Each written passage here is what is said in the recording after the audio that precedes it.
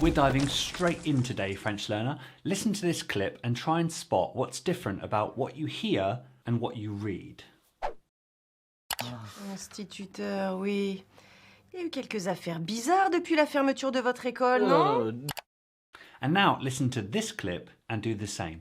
Clue, it's the same thing you're looking for. L'écouteur, ça compte pas. Puis de toute façon, il y aura d'autres occasions sur la route. Alors, how did you do? You only heard them once, so I'll be impressed if you got it already. Today, we're working on getting good at distinguishing one huge difference between spoken French and written French. And in each video I do in this new series, we're going to work on one specific sound, so you get plenty of repetition. Today, our focus is on the aloof il. Aloof because a lot of the time, it's not there. Honestly, when I got to grips with this, it was a game changer for my French comprehension, speaking, and confidence. The holy trifecta. Du coup, si vous êtes prêts, allez, c'est parti.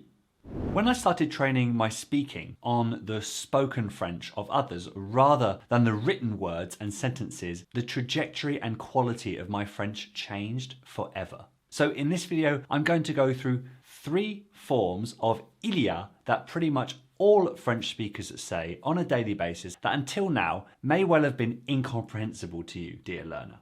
By the end, my hope is you'll be able to understand more of spoken French and actually be able to speak the same way. Alors, for you to get the most out of this lesson, I want you to repeat the sounds and examples we talk about and do it out loud. Some of them you're going to have to say hundreds of times before they are truly comfortable. So start now with the 10 or 20 times you're going to be doing with me. Allez, on y va with the first clip from LingoPie, who are also kindly sponsoring this video, but more on that later. Instituteur, oui.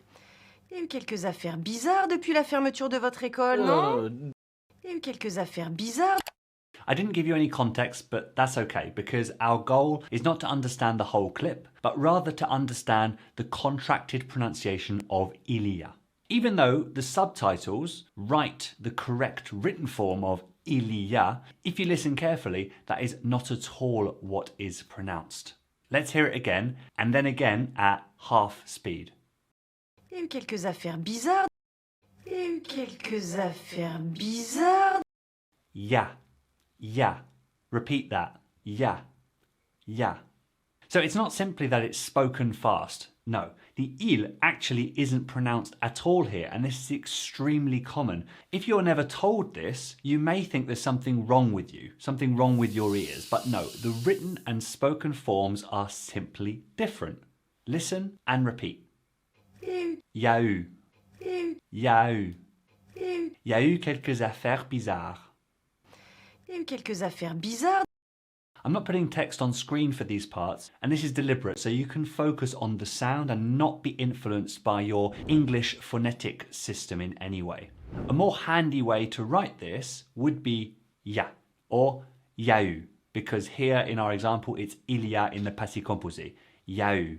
But writing the full form in the subtitles seems to be standard practice for TV shows and films, not just on LingoPie. So it's up to us, the listeners, to distinguish how something is said if we are to do so in a future conversation in real time where there aren't subtitles to help us. Let's see this clip in full one more time and then move on to another clip from another show. You can never get too much repetition. Instituteur, oui. Il y a eu quelques affaires bizarres depuis la fermeture de votre école, non? L'écouteur, ça compte pas. Puis de toute façon, il y aura d'autres occasions sur la route. De toute façon, il y aura d'autres occasions sur la route. This guy spoke very fast, so let's slow it down. De toute façon, il y aura d'autres occasions sur la route. Alors, the bit that interests us is y aura. Y aura. It's il y a in the future tense. The same thing happens as in our first clip.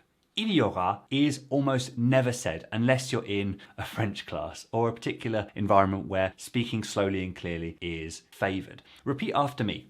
Y aura. Y aura. And now listen to it in the clip and repeat. Il y aura d'autres. Il y aura d'autres. Y aura. Y aura. Il y aura.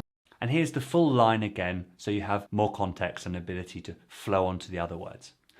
L'écouteur, ça compte pas. Puis de toute façon, il y aura d'autres occasions sur la route. Il y aura d'autres occasions sur la route. Il y aura d'autres occasions sur la route.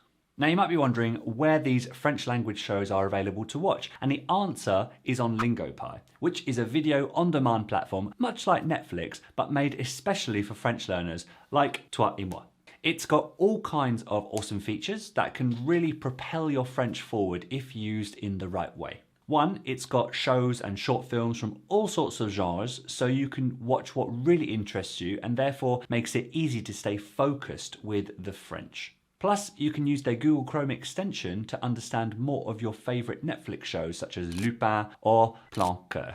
When you're watching something, you can listen with subtitles just in French, just in English, both languages, or neither language. I recommend watching a short episode once without subtitles, then activating the French subtitles and watching again, and then to fill in any final gaps, turn on the English subs. It's fun to compare what you hear to the written form in the captions. I know that I feel pretty smug knowing that I've been able to recognise what they've said when it isn't what is actually written. Like ya and yora. So you'll soon have that smug smile on your face as well. Every word or phrase you click on in the subtitles or the script which plays alongside the video gets saved in a flashcard along with the corresponding video clip so you can maximise your chances of remembering it. And you can also test your pronunciation with the little microphone icon at the bottom of the player. Sign up now to LingoPie for a free trial and get 70% off a lifetime subscription to LingoPie via the link in the video description. Now take a look at this third clip and look out for il y a again in a slightly new form.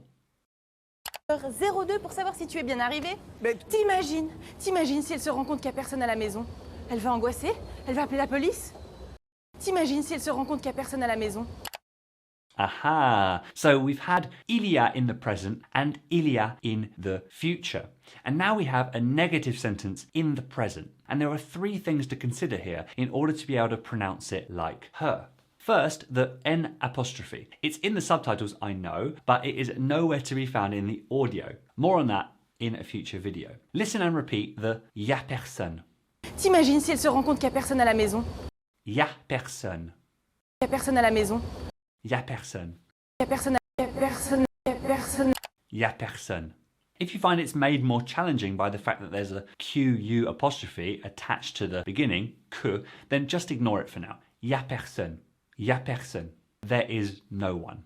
But indeed, this particular variation is preceded by que. That there is no one. You can think of it like that. That there is no one. So we can practice that too. Qui a personne. Qui a personne. Qui a personne. If you rely on the written form, it's going to throw you off because you're going to try and force a sound that isn't there into it. Qu'il y a personne. Qu'il y a personne. Qui a personne. Just maybe close your eyes and copy the sound you hear. Qui a personne. Qui a personne. T'imagines si elle se rend compte qu'il n'y a personne à la maison? Elle va angoisser? Elle va appeler la police? Qu'il n'y a personne. Qu'il n'y a personne. Qu'il n'y a personne. Qu'il n'y a personne. Voilà, let's recap what we've covered today. It's not just because the French speak fast that you don't understand. Sounds in words are often not pronounced at all. When a word is made of just one sound, it disappears. You practiced the following examples out loud with me. You did, didn't you? Out loud? Il disappears in il y a to become ya and y aura. And the il and the ne in il n'y a also becomes ya. And qu'il y a becomes kia, kia. You're not going crazy and you're not stupid. The written form is often not what is said. It's not simply that they say the words so fast that you can't hear them. And it takes a focus on specific sounds and lots of repetition to master it. If you hear me in a video pronounce something in French in a less than perfect way, it's likely I haven't committed enough effort to that specific sound or those specific sounds. But progrès, pas perfection. I'll be back soon with another episode in this series, as long as you like it, of course, so you can spend plenty of time on your ya in the meantime. Listen, guys, mastering French takes patience and perseverance, especially if you're trying to undo bad habits with pronunciation. You really need to focus on one thing at a time, often for a considerable focused amount of time. And having like-minded people around you on the journey makes it so much easier to stay consistent and believe in your progress. So check out my Confident French Speaker community via a link down in the description below to test it out and see if it's for you. C'est tout pour cette vidéo. Il n'y a plus rien à dire. See what I did there? Il n'y a plus rien à dire. À la prochaine francophone. Ciao, ciao.